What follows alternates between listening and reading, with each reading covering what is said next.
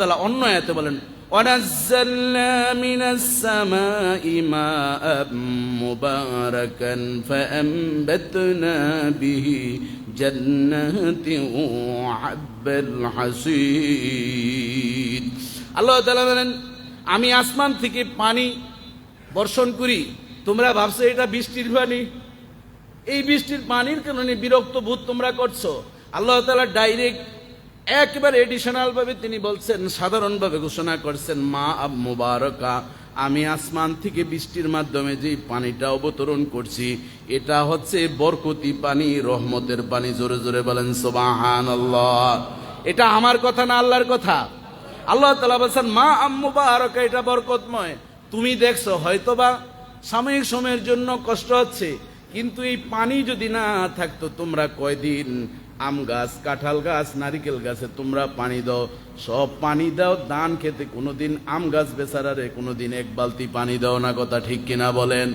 কোনোদিন ওই তাল গাছ বেচারারে কোনোদিন পানি দাও না, শুধুমাত্র তাকিয়ে থাকে এবার তাল ভালোই তো হইছে, আম তো ভালোই হইল না, এবার আম হইল না।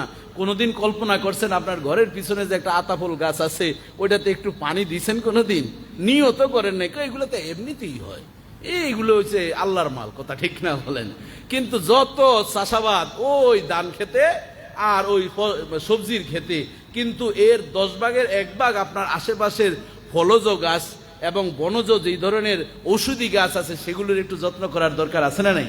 গতকাল আমি আমার যখন এই অনার্সের ক্লাসে আমি ক্লাস নিচ্ছিলাম, তখন আমার স্টুডেন্টদেরকে আমি বললাম যে তোমাদের প্রত্যেকের আমি আগামী 1 মাসের ভিতরে তোমাদের একটা জরিপ করব যে কারা কয়টা গাছ লাগিয়েছে, এর ভিতরে ফলজ গাছ লাগাবা আর ঔষধি গাছ লাগাবা। কি কি গাছ লাগাবে ওদেরকে একটা থিম দিয়েছি, যারা বেশি এভাবে লাগাবে তাদেরকে পুরস্কৃত করা হবে। এইভাবে একটা মোটিভেশন আপনার করতে হবে। এটি আপনাদের জন্য আমি বলছি। এই যে আমার উদাহরণগুলো কেন দিচ্ছি, এটা আমার জাহারত না, অর্থাৎ এই লাইফ আমি এভাবে অ্যানালাইসিস করি, এটাতে আমি মজা পাই। একজন খতিব শুধুমাত্র জুমার নামাজ পড়ানো আর মাটির নিচের ওয়াজ করার জন্য জুমার খতিব না, কথা ঠিক না বলেন? আপনার জীবন ঘনিষ্ঠ প্রত্যেকটা রন্ধ্রে রন্ধ্রে যা কিছু আছে বাংলাদেশে, বিদেশে, বাহিরে এবং আমাদের জীবন জীবিকার জন্য যা যা প্রয়োজন এই মিম্বার থেকে ফয়সালা হবে, কথা ঠিক কিনা বলেন? এই জন্য বাবাজি বন্ধুরা আমার, আল্লাহ তাআলা বলেন মা মুবারাকা, এই পানি আমি তোমাদেরকে বরকতময় দিচ্ছি, ফাআমবাতনা বিহি জান্নাতি ওয়া হাব্বাল হাসিদ, এবং আমি সেখান থেকে আউটপুট তোমাদেরকে দিচ্ছি, উদ্যান বাগান দিচ্ছি, লাউয়াসরা বন দেখতে যাও। এটি নিয়ে কোনোদিন ভেবেছো কোন সিলেটের কোন ব্যক্তি রাজা গৌর গোবিন্দ এটা কি লাগিয়ে গিয়েছিল গাছ? কোথায় থেকে গাছ এসেছে? এই গাছগুলো সর্বপ্রথম কে লাগিয়েছে একবারও তোমরা কল্পনা করেছো? সুন্দরবনে কে গিয়ে এই গাছ লাগিয়েছে? কোথায় ময়েলরা এই মধু পাচ্ছে একবারও ভেবেছ?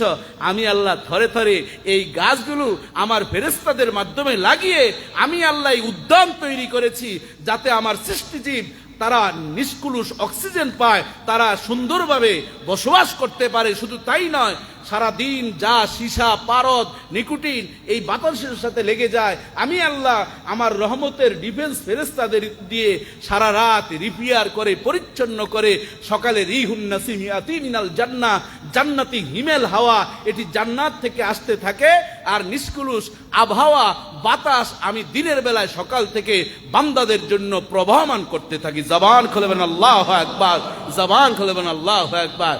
এই জন্যই ডায়াবেটিস রোগীরা অন্তত শেষকালে এসে বুঝে নামাজ পড়ার সুযোগ পায় না, মগার হাঁটার সুযোগ পায়, কথা ঠিক কিনা বলেন? হুজুর আমি চোর হইতে পারি কিন্তু পাক্কা ইমানদার, কথা ঠিক কিনা বলেন? নামাজ না পড়ুক, বেনবাজি 1 নম্বর, সে বুঝে সকালের হাওয়াটা শরীরের জন্য খুব উপকার। আমি একদিন